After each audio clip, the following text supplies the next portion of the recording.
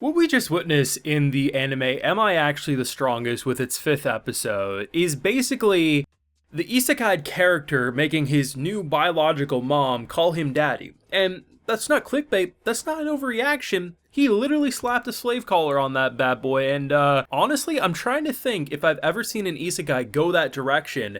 But honestly, that might be a first, and if not the first, one of the only cases where that happens, because we end last week with the knowledge that apparently this Flash princess, the mother who tossed us away into a woods, is going to kill Charlotte. She sees her as a threat and a potential candidate for the throne someday. But we also learn that she's a necessary evil. Without her, political turmoil will happen, and Charlotte's far too young, and obviously Haruto himself would be far too young to take the throne and lead the kingdom to peace. So what can you do? He comes in, and after absolutely annihilating her, puts a slave collar on that, and he says, you try to take that off, your head comes right off. You lay a finger on this family, you do anything out of line, you gonna die. And he proves his power level in that moment, so she knows it's not a bluff, and then we get this time skip 5 years later, and apparently peace has been going on, and they really do a good job at implementing a time skip at the appropriate moment, because now we're kind of in that situation where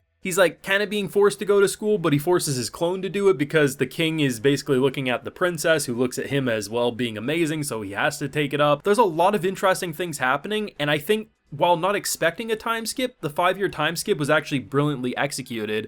And I have nothing but respect for this episode. Now, full live reaction episode 5 of Am I Actually Strongest is available on my Patreon if you would like to see my full uncut thoughts as we watch today's episode. It is over there if you're interested. I mean, I definitely think the best part of this episode was the fight between mother and son. They popped off with the animation. There was a lot of creativity there. I like how it wasn't necessarily just showing her blast a giant fireball. You can understand why she is, so feared if not respected, and why her iron grip on this kingdom really does keep the peace, even though, yes, we see that she does do things for selfish reason and fear of losing that power. But what's interesting is how immediately he sets the stage. Like, he knocks all the guards out by pretty much suffocating their airflow by the looks of it, and the idea that he has so many quips, he has so many one-liners, like talking about how, like, well, if you are the strongest, you have nothing to worry about, and just the idea that I actually thought he was killing her, because he does this initial slash, and it looks like he slashes down her body, and I was like, okay, maybe he's just saying, screw the rules, we're just gonna let chaos reign. But I like the idea of the slave collar, because obviously it's probably way nicer than someone like her deserves, but I like the fact that he recognizes that, well, even though I think as the viewers, we assume that Haruto is the one who probably will potentially end up on the throne, just given his power and everything, but we're setting the stage for Charlotte to be the one to eventually do it. Hell, the Flash Princess is literally scared of her to begin with. But the idea of putting that collar on and basically saying, listen, your slutty ass is gonna leave this family alone, and if not, I will come back here. Hell, you even try to touch that collar, your head's going off. And it's so brilliant because not only does it touch upon something I thought would be brought up, because if you look at her character design, she is slutty. Her breasts are like popping out at a moment's notice. So I just figured maybe the kingdom will just assume it's a fashion statement. And hell, that's how the rumors started, that it was just her weird fashion trends.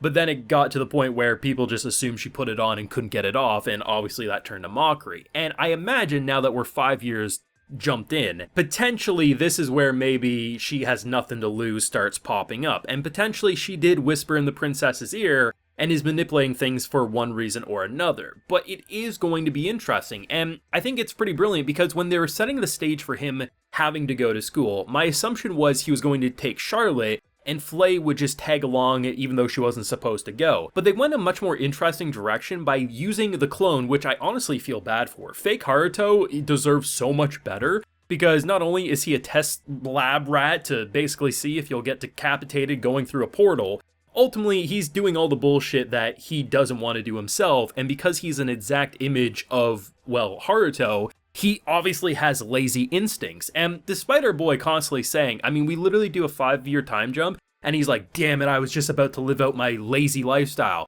He's gonna be 80 at some point, and he's gonna be like, finally, I get to live out. No, I think he does secretly like it, because he's had plenty of opportunities to be lazy, even though he definitely has been doing a lot of crazy shit in the process. So he sends the fake one to school because, well, how are we gonna get out of this? Well, if the king has a bullshit letter of recommendation, he has no magic, no skills, then potentially that will be one way to force him out of school. And then we finally get to see the moment from the opening where we see Flay vacuuming, our girl in the magical girl outfit watching her anime, and him playing a Switch or handheld gaming console of some sort. So it's kind of interesting how they made the school portion make sense, but also keep the two main characters that we need around Haruto for the chaos and adorable energy, because a big part of the charm of the show is these three, you know, the maid who is head over heels and doesn't know how to control her temper, Haruto, the apparently wannabe lazy asshole who actually is kind of solving this world's crisis, and the adorable moe little sister who apparently is going to be queen, and probably her first declaration in law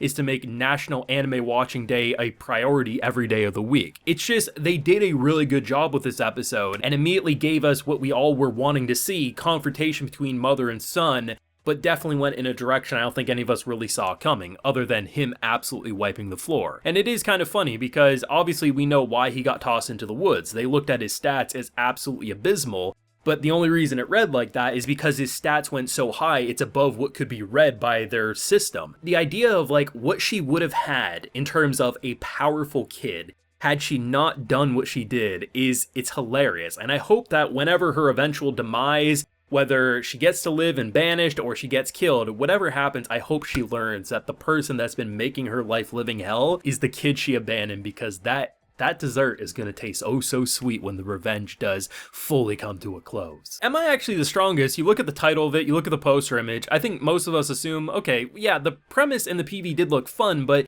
you would assume it's more the generic side of the Isekai of the season, but surprisingly, like, this is like one of those shows that I'd put up there with some of the shows that have actually twisted things on their head a lot more recently, whether something like A Black Summoner, whether something like A Cautious Hero. I like shows that take something so familiar on paper and just twist it ever so slightly, and in this case, it's the comedy direction with that slice of life banter with a family, but the idea of how they're handling such an OP character who wants to be lazy, forced away from a political life that would have set him up for life had the family not tossed his ass away. They're doing a really good job, and like I said, I think the time skip, didn't expect it, but 5-year time jump makes sense, because what we would have had, obviously, for 5 years would have just been slice of life, and while that would be fun, there's clearly much more deeper world building, conspiracies, and plot in the background that we want to jump into, and by having half of him at school and half of him at his vacation home, there's a lot of potential for what could happen, especially given that I think the queen is starting to make her moves, and it'll be interesting to see what she does. But let me know what you thought of episode 5. I definitely thought this was the most